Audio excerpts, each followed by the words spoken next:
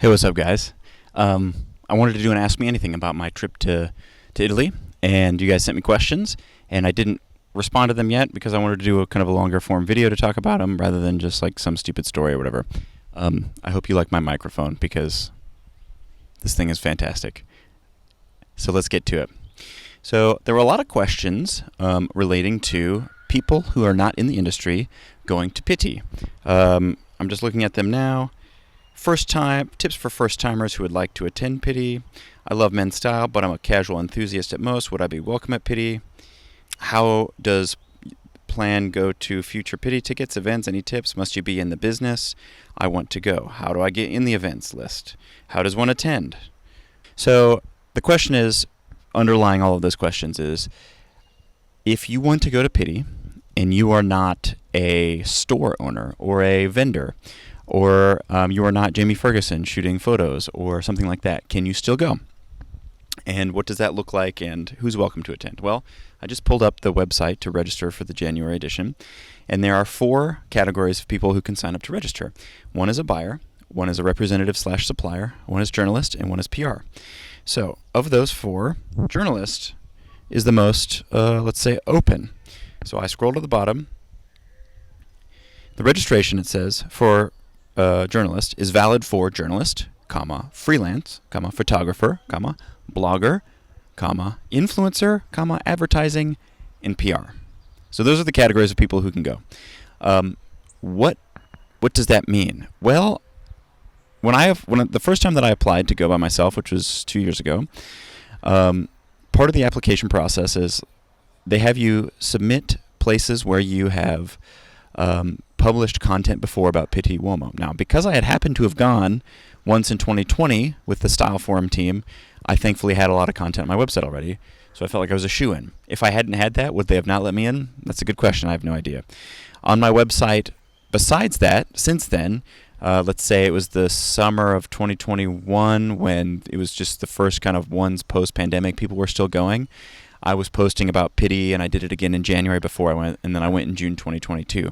So I was still producing content about it. That helped me out. And I go as a blogger. I get a press credentials or journalism credentials under the press area as a blogger because guess what? I have a blog. I am actively blogging. I think of that as my first home more so than I do my Instagram, even though here I am producing this mostly for Instagram. Although, welcome to my YouTube subscribers. This is also going on YouTube. So that's how I got in. Now, let's say you're just some chuck-a-luck who has a private Instagram and you follow people. Are they going to let you on? Probably not. I mean, it's worth a shot. Maybe if you want to go, start promoting it, start posting content, create an Instagram, start trying to get a following. They may or may not let you in. But my understanding is that they are pretty open to all kinds of different people to being able to get in, because one of these is influencer. And influencers get the opportunity to go and be photographed and stand by the wall and do all those kinds of things. But they do not get all of the perks that press people like I get. There's a press lounge with Wi-Fi, and there's press kits, and I get emails from all kinds of PR people for events and so on and so forth. So I'm not exactly sure what that entails if you just get influencer status. If any of my friends who are following me who do get influencer status, I'd be really curious to know what that looks like. So yes, you can go. It's not that high of a barrier. I'm assuming that they don't just let everyone in. I personally, as a blogger, am allowed a +1. And last season for January, I took my friend Gus Walbolt, and he was my +1. He didn't get the press lounge access. He didn't get the press lunch and stuff like that, but he was allowed into the fair. We walked the fair. He walked and saw the booth. So like that's 80% of it. I mean 90% of it. So that answers that question. All right. So here's a question: tips for first timers who would like to attend Pitti. Basically, the thing that makes Pitti so magical is like getting to know people. So if you're a shy person, I think you just need to overcome shyness and meet people. That is what is going to make your experience at Pitti the best. You could, of course, wander around and just like do it alone, but like that would just be no fun. So if you know someone that you can go with, like go with them. Otherwise, I would say don't be afraid to just go up and meet people. But I would shout out to like the Sartorial Club because they have created this community that you pay to be a part of, but they always host events, and so it's not like you're just paying to have friends. You're paying for the events that they host, because what they host, they always have a dinner. A lot of times they do a black tie dinner, and they have meetups and stuff like that. That would be an excellent place to start for a first timer at Pitti, because you would get introduced to lots of people who've been there many, many times, and are, they've created this really great community. So shout out to them. That would probably be my top tip. Besides, of course, being able to go with other people who've been before, whether or not you're part of the sartorial club or not. How does one plan going to future Pitti? This is kind of in that same vein, but it's a little bit more specific than that. Tickets, events, tips, must you be in the biz? We already talked about getting tickets and what it's like to get in the biz. The thing about events I wanted to say was I've learned to be shameless about asking people, hey, what events have you been invited to? Can you share them for me? Share them with me. And then many of the events have RSVPs, so like I RSVP to them because I'm a decent human being. And actually sometimes they don't even let you in unless you're on the list. So I find that RSVPing is obviously critical, but literally just asking people who I know are there, and once you're there too. So I do it over Instagram beforehand, but then once I'm there, I'm like, hey, what's going on? What do you got going tonight? What's going on? What's happening? So that's definitely a tip that I wanted to mention about events, specifically with regard to this question. Thanks. Next question. Is the oversized pants over with? I can't stand that look. This is funny. This is kind of a funny question. I think it's just literally just beginning, because we had slim fit for like way longer than everyone expected. That started in roughly the mid 2000s with Tom Brown, and then it took over the whole world with like J. Crew and everything. And then like literally I feel like since 2015 everyone's like, all right, it's time to move on. Let's move on. That Polo Ralph Lauren brought out the Garrison fit with the super wide lapels. That didn't catch on. Just kept going. It's straggling, and finally now it's finally going away. I for one welcome our new big pants overlords, if only because in my 30s I need more room in the knee, dude. And I like a higher rise. Look at my jeans, man. They're up to my belly button. But I seriously, I do think it's just beginning in that sense, as like a cycle of fashion. Now that said, I'm an advocate for classic tailoring, or classic silhouettes that aren't going to look super dated. So I advocate for trousers that fit you reasonably well, not giant like in the 1940s, not these super wide things that are like cosplay to me. Obviously, with whatever works in your context, like whatever your style is, like go for it. But like, like a 8.5 inch hem width at the bottom, like with a 9 3/4 inch knee, and a like a single pleat and a medium high or high rise, like that comes to your navel or whatever, where your natural waist is. Like, I'm all about that. So is it going away? I don't think so. Obviously people are going to be into cosplay, but like just like stick to the classics, guys. And that's what I always advocate for. And you're going to look great, like no matter what. Not no matter what, but you know what I mean. Next question. Can you actually buy anything at the fair, or simply a trade show? That's a great question. It's basically a trade show. Obviously, there are many brands there that are showing things that you can try on, like samples and stuff. And many of them would likely have, cards that you could to place an order, like if you were just like a rando like me and were like, oh, I really like this, whatever, can I buy this? And they might be able to sell it to you. It depends on what it is. If it's like a leather goods company and they're selling wallets, like there's a good chance they'll have one that they can sell you off their website. But if it's like, Sartorio tailoring brand or something like that, that's like taking orders for the next seasonal collection, no, you're not going to be able to buy that. I feel like this one's kind of a backhanded one. How do you feel in mid-price / level menswear among so much bespoke clothing? Gee, thanks. But actually, as snarky as that question is, or backhanded as it comes across, that is a legit question that I've actually thought about myself. I'm not against bespoke. I'm for bespoke. I have a few not bespoke pieces, but made to measure, whatever. And definitely, I feel like there's a difference. And I don't feel out of place per se, but it's interesting. My day-to-day world where I live and work currently in Cincinnati, Ohio, like definitely I'm the best dressed guy. I'm not trying to sound better, I'm not trying to make myself sound good. but like I'm the best dressed guy around, right? And then I go to Pitti and wearing the exact same clothes because I'm not there to peacock. I'm just like wearing my real clothes. It's like been a thing for me ever since I've begun from the beginning. I don't buy stuff just to go to wear just at Pitti, right? I like buy stuff and then only if I'm gonna wear it after Pitti. Anyway, I go there and I'm like, oh wow, like everybody is so much better dressed than me, and there's like an X factor, that bespoke clothing, but also just how certain people dress. And I was talking to a friend of mine, Joshua, Monogram Styling, and he and I hung out a lot, and we were talking about this while we were there at, I think it was at the Cucinelli event that we were at in Milan, and he was like, we kind of forget as we look around, there at Pitti and there in Milan Fashion Week, like we are among world-class fashion. Like that is what we are. That is where we are. It's world class. Like the most stylish people in the world at these events. And I'm taking a camera and I'm photographing these people on the street. Like obviously it is a cut or two above what you're going to find almost anywhere else. And so like that's interesting to keep in mind. So yes, so for me, I'm wearing $500 sport coats or $1,000 sport coats or suits or whatever.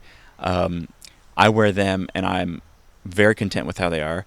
I don't feel out of place. I'm not self-conscious. I'm not there to impress anybody necessarily. I'm there to meet people. I'm there to create content for you, my loyal readers, even the snarky ones. But yeah, it's an interesting thing. It's interesting. World class. It's world-class fashion, guys. World-class style, and the most stylish people in the world are there. That said, you know, like I wear what I think is cool, and people are going there and wearing hand-me-downs, vintage stuff, and getting way more photographed than I am, you know, and I'm not even getting photographed, but way more photographed than the guy in the best dressed bespoke, you know, the best, most expensive bespoke suit who doesn't have an inkling of style, you know, who's just putting things together by numbers, like the guys who are putting together cool vintage pieces or whatever, and creating unique, creative outfits. Like those are the most stylish people. Does that make sense? I feel like I'm kind of rambling, but anyway. Next question: is there any pressure to spend money on new clothes at certain events? I'm not sure if I understand this question. If you're saying that I'm going to these events and then I'm like, they're not like in the earlier question, this isn't where you go to buy clothes unless you're a buyer for a store making orders for brands. Obviously, then like the whole point is that you're buying clothes to sell. However, but as an event, like I'm not going and like shopping. So the answer is no. However, if you're asking the question in the sense of, is there pressure to buy new stuff for Pitti? Yes, definitely. And I catch myself like looking at clothes from certain makers that I would maybe not super get much wear out of in my day-to-day life. That I'm like, this would be sweet for Pitti. You know what I mean? Like that is 100% a thought that has occurred to me. I usually stop myself. I don't have enough money to just like randomly be spending that much money on stuff that I might wear once or twice, because I'll wear it this season and then I'll wear it next year, and then am I still going to want it? No. But definitely there is pressure to do that, and there's performative dressing for Pitti for sure. So that's a thing. But you know, it's all what you're comfortable with, and it's all within your own realm of in your head. Again, if you're not there to impress anybody, and you're just there to have a good time and meet people and do stuff, then you've got a level head. You got a good head on your shoulders. All right, thanks for the question. Difference between, this is from Gus. Thank you, Gus. Great question. Difference between Florence and Milan style around town. I'm going to cop out on this one. When I was in Milan this time, it was a full weekend of personal engagements that I had to do. So I came up to Milan from Florence, got to Milan about noon, I think, or something like that, 1 o'clock. Checked into my hotel, and then met up with my friend Joshua, and then that evening went to the Cucinelli event. During the day, I was not really shooting on the street. We got lunch. We took some time. We went to a couple of shops, but like outside the Cucinelli event, I went home, and then I was not doing anything remotely business or menswear related the entire weekend. I was visiting with people that I know personally and through just personal contacts, and that was on Saturday, and that was also on Sunday. And then Monday I flew home. So I'm going to cop out on this one. I'm sorry, I wish I could give you a little bit more. My plan is for next time in January when I go, my plan is to much more aggressively make inroads in Milan Fashion Week, because so far this time especially, but even last time I did it, I'm just trying to get the lay of the land really. And now I feel like I got a little bit of my sea legs. and I understand a little bit more about how things work, and so next time I'm planning to be a little bit more aggressive about it. But thank you, great question, Gus. Sorry I couldn't answer it. All right, last question. What were your favorite styles? I'll speak generally, and then I'll give out a couple of shout-outs. Generally, I'm personally, my style is going through a phase where I feel like I'm trying to find more ways to dress slightly down. I've sought to emulate the great Italian style, the Southern Italian style. I love the big spread, bold collar with a Neapolitan sport coat with wide lapels, with some drape to it though, and not too short. I like high-waisted trousers. I've come around to pleats because I like the visual interest that they add with the high waist. And like, that's my uniform, man. That's what I love. But then I'm seeing guys who do really, really cool things with like just like a t-shirt or just like a knit of some kind underneath a sport coat. Layers besides sport coats like chore coats or safaris or whatever. But you know, ones that have something interesting about them. Maybe the shape's a little bit different. Maybe the color's different. So like, that's kind of where my eye is gravitating to. And so a specific example is how Eric Manby wore a seersucker jacket, if I'm not mistaken. Was it seersucker? With a horizontal striped polo shirt, and I absolutely loved that. And that kind of like cool, it was like tailoring meets Western wear in a not like Johnny Cash cosplay kind of way, and it was so good. I'm also liking like the really bold prints. Obviously, like Angel Ramos is like really doing this really well with his dinner jackets, like the one that Andreas Klo jumped into the pool at the William Brown party, or Michael Andrews from Michael Andrews Bespoke. Of course, like Nathan from Natalina was wearing his tailoring in such a cool casual way. So like that's the direction that I'm kind of moving to figure out what looks good on me and proportionality and all that kind of stuff, because the big bold collars, I still go for all that, and that's like the go-to, but I'm trying to expand out and trying to find ways that make sense for me, because I'm seeing a lot of that kind of cool stuff. And the bold patterns, man. Bold patterns are where it's at. You know, maybe that's peacocking at Pitti, but there's a certain aspect of like just carrying it off because your personality's there. And you know, the older that I get, I feel like, hey, you know what? This is who I am. I'm just going to own this. I'm just going to wear this. So anyway, thanks for all the questions, everybody. Really appreciate it. Hope this video hasn't been too long for you. I hope it's been of value. Thanks. Keep watching. Cheers.